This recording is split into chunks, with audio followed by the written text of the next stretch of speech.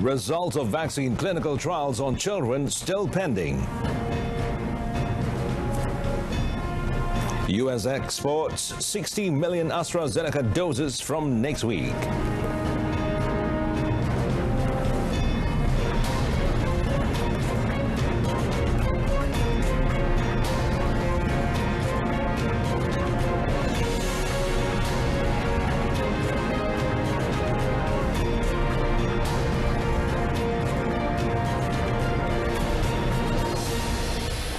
Hello and good afternoon. Thank you for joining us. You're watching Updates at Noon with me, Muhammad Amin Carlos.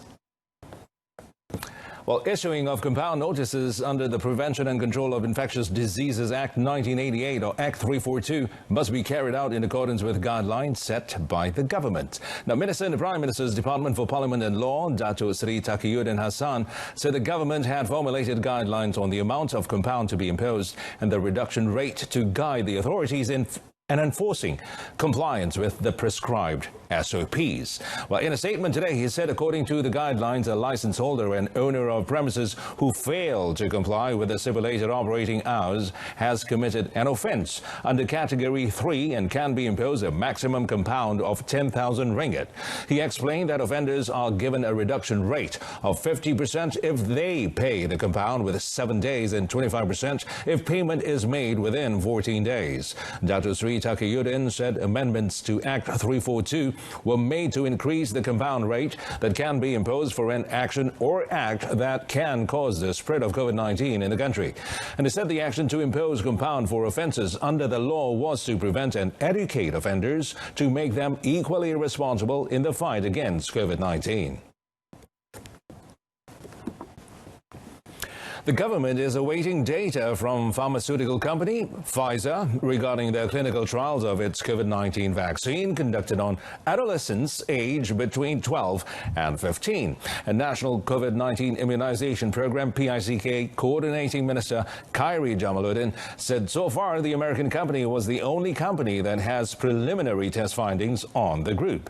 Well, commenting further on the matter, Khairi said after obtaining data on the clinical trials, the National Pharmaceutical Regulatory Agency NPRA would determine whether the COVID-19 vaccine manufactured by the company could be used to inoculate adolescents in the country. Well, he also said that most of vaccine orders are from Pfizer, and the government may be able to ask for more doses from Pfizer if the vaccine can be used on teenagers. However, Khairi said it could not be implemented in the near future as the clinical trials would take a long time to complete. Meanwhile, he said 7 more vaccination centres or PPVs would be open in Kedah starting the 1st of May to facilitate recipients to get their jabs under phase 2 of the vaccination exercise. Khairi said these special vaccination centres were allocated for high-risk groups with allergies, immune system problems, and who had a history of bleeding. Well, the government yesterday agreed to impose a temporary ban on flights to and from India beginning 28th April to prevent the spread of a new variant of the COVID-19 disease in the country. And Senior Minister for Security, Dato Sri Ismail Sabri Yaakob, said travellers who embarked on a journey from any destination in India, either via direct flight or transit to Malaysia, were prohibited from entering the country. Commenting further through a statement released, Dato Sri Ismail Sabri said the ban also applies to passengers who transit in Malaysia en route to another country. However, an exemption will be given to Malaysian citizens. He also said that ships with a history of travel from India in the last 14 days are not allowed the sign-off procedure in Malaysia except for Malaysian crew who will be required to undergo a 14-day quarantine.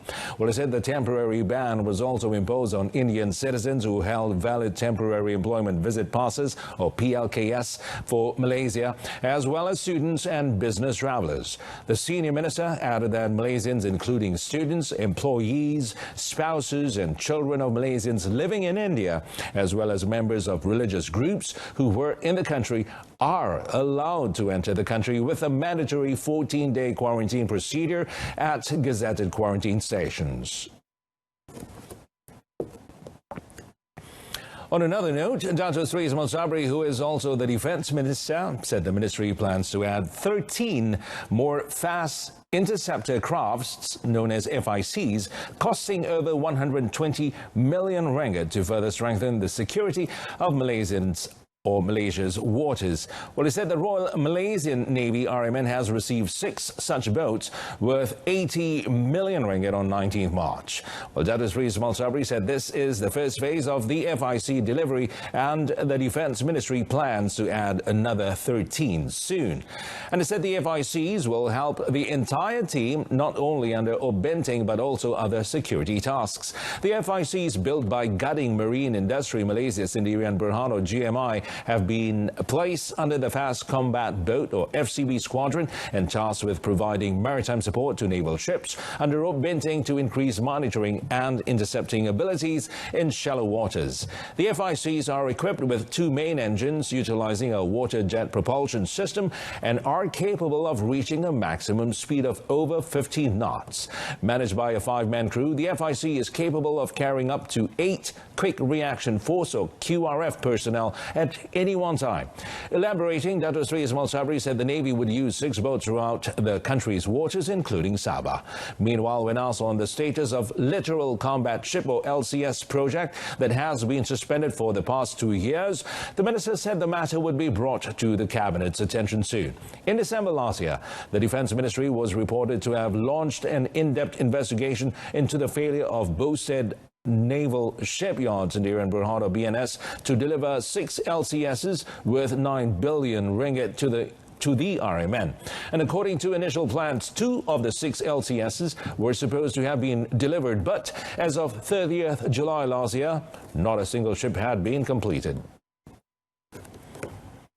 Well, Human Resource Minister Dato' Sri Dr. M. Saravanan says that the Human Resource Development Fund, HRDF, is prepared to provide exemptions and stipulate new procedures for borrowers affected by the COVID-19 pandemic.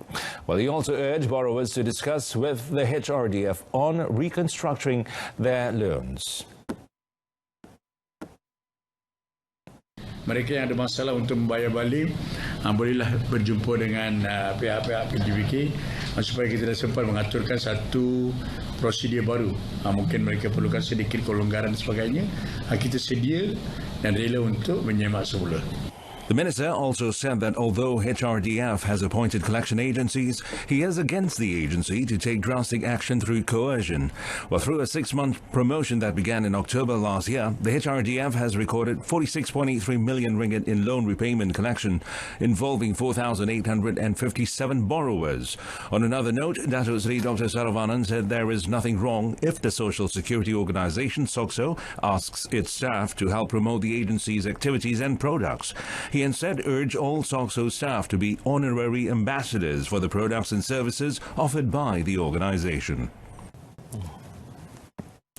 Well, the authorities have seized about 70 cartons of beer and 645 bottles of liquor without customs, excise tax and import duty.